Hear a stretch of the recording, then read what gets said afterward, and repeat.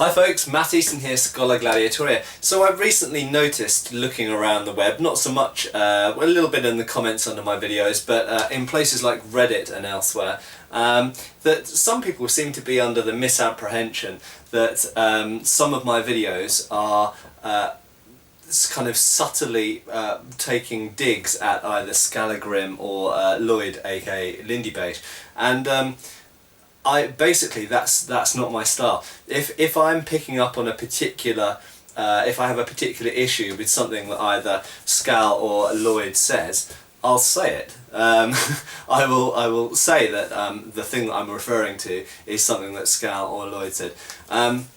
If I refer to someone who shall go unnamed, it's usually actually referring to someone like who doesn't really have a YouTube channel or a big YouTube presence, because they can't respond necessarily. So I think it's a bit unfair to maybe pick up on something that I've seen someone say at an event, for example, when they don't have a good way of responding to me, because obviously I have a bigger kind of voice, at least on YouTube, and I think that's a little bit unfair. There are a couple of instances recently where I've made videos. One where I made reference to someone cutting with a blunt sword through tatami mats. In actual fact, I was referring to John Clements, and it wasn't in a negative way really. He was demonstrating a perfectly valid point.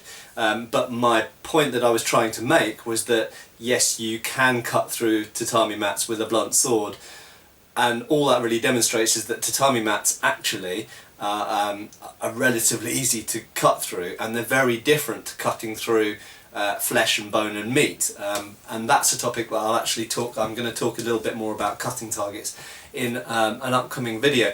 And one of the other subjects, which was not a reference necessarily to one of the things that Skallagrim brought up, but was partially inspired by it and other things that people have been saying on my channel and on forums and Facebook and elsewhere, was about this thing about how swords should feel in the hand.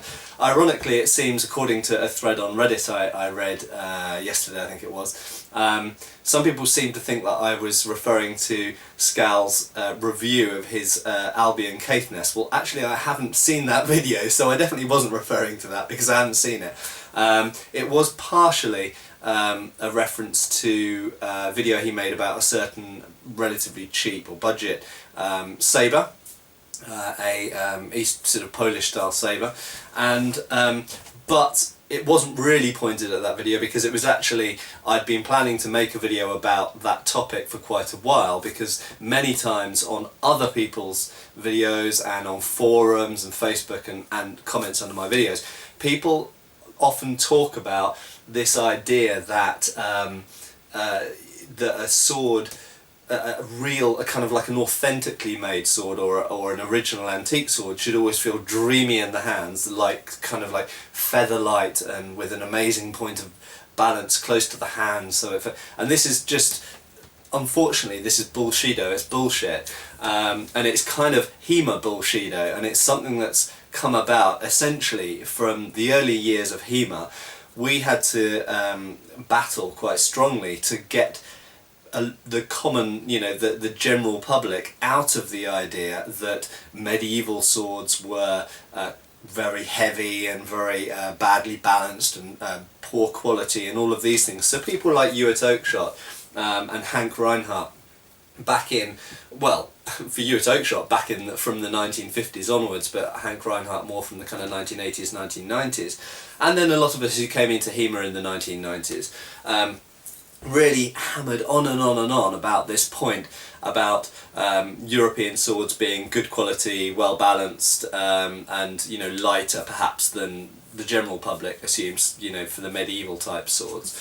But I kind of feel like it's gone too far in the other way, and now there's a kind of public perception, or shall I say rather, amongst the people who are vaguely interested in the topic, in other words the kind of people who are likely to be watching my YouTube channel and listening to me at the moment, there's a kind of an over exuberant kind of willingness to believe that all European swords are kind of this kind of very light and very well balanced, and that kind of thing. And this is actually kind of wrong. Okay, as I pointed out with one of the sabres I was holding. If I just grab one off the wall, actually. Okay, I know some of you have been asking about this curved sabre. I'll talk about this a little bit in a different video. But these kind of big curved sabres often balance. This one's actually not too bad. There we go. Balance that's about 4 inches away from the blade. But there are other examples I've got that balance as much as 7 or 8 inches away from the hilt. Sorry, not from the blade. That balance, you know, quite a long way away. And in fact, I was handling a sword yesterday. It's not one that I've got with me at the second. That actually balanced about 11 inches away from the hand. And this is a really nice sword. It would do what you want it to do really, really well. But the fact of the matter is that you have wildly differing points of balance and sometimes wildly different weights for different swords for different purposes and for different reasons. And sometimes you can have two swords that superficially look similar, they're the same type of sword, but actually they weigh very different, they balance very different, they've got the weight distributed in a very different way, and they just feel very different in the hand. So kind of making this gross oversimplification about you know, like original swords and real swords, in other words actual antique swords, always feeling amazing in the hand, is that's just wrong. Okay, and I kind of want to get people away from that, and let's actually talk about hard and fast numbers. We've got numbers, we may as well refer to them, and it's very easy. You know, if you give length, weight, point of balance, that gives you a pretty good idea of, you know, how a sword is and how it actually kind of handles. Point of balance particularly, actually, it's quite an important factor. But coming back to the topic of Skall and Lloyd, various of you have kind of asked me my opinions on them, and kind of like if I'm like sometimes issuing almost challenges or whatever. And again, I refer back to this Reddit thread where someone seemed to be under the misapprehension that I was challenging Skall in some way. I've exchanged a number of private messages with Skall over months. We don't know each other particularly well, but we're certainly on good terms, and we're doing similar stuff, and we've got similar interests. So I certainly don't have any beef with Skall, and I'm pretty sure he doesn't have any beef with me. We've asked each other questions, and yeah, it's all cool.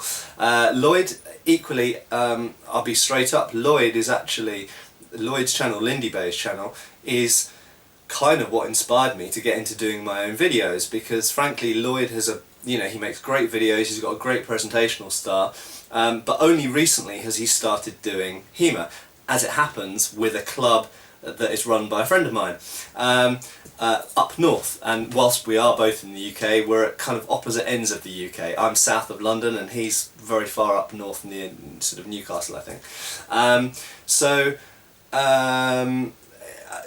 His channel actually kind of inspired me to start doing my channel, because he was covering lots of different topics, many of which I found interesting, not all of them. I'm not personally into Lindy Hop. I've got no problem at all with various dance stars, but I'm more of a kind of disco and funk guy, and a little bit of rock, and but I'm not big on the Lindy Hop type stuff. But and equally, I don't do any tabletop wargaming anymore.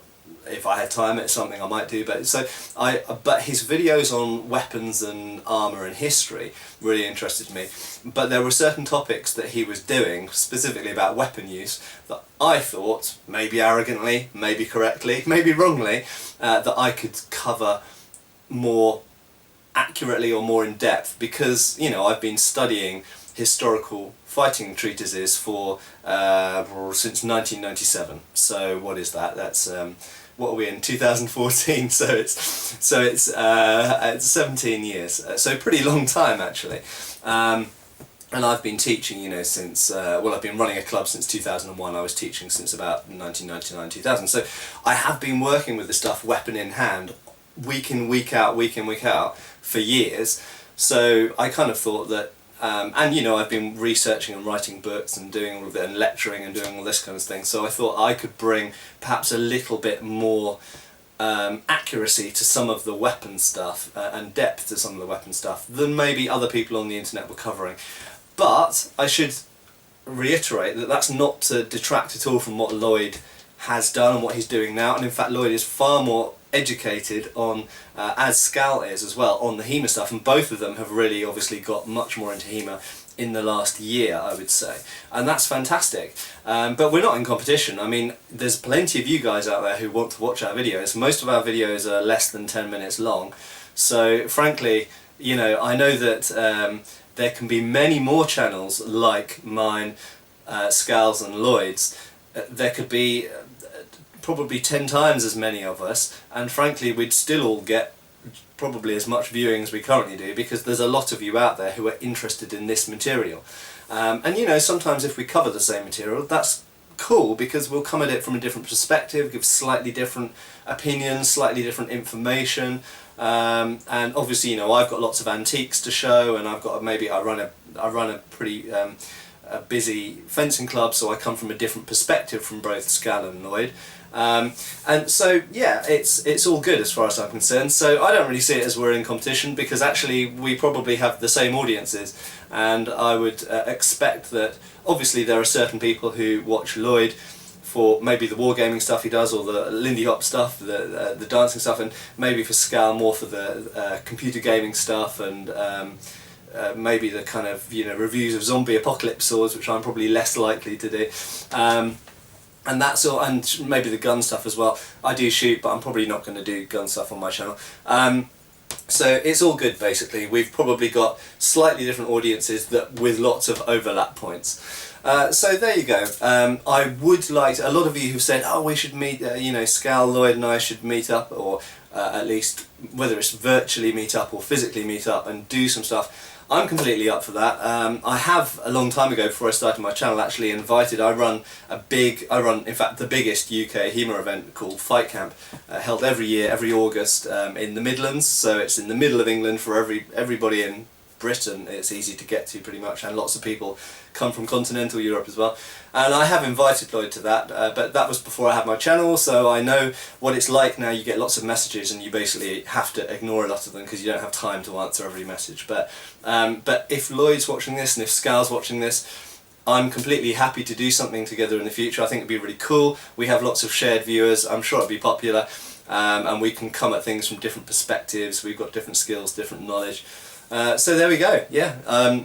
It's all good as far as I'm concerned, and I'll reiterate, if I am picking up on a certain thing, a specific thing, an issue that I have with something that Skal or Lloyd have said, I'll say it, and I'll probably say it in my title, as I have done with a couple of things that that Lloyd said. I've specifically said in the title, this is a response to Lindybeige. So there we go, guys. There's no drama. I know you guys want a bit of a soap opera, maybe a little bust up. Maybe you want me and Lloyd to go fisticuffs Victorian style, but it's probably not going to happen.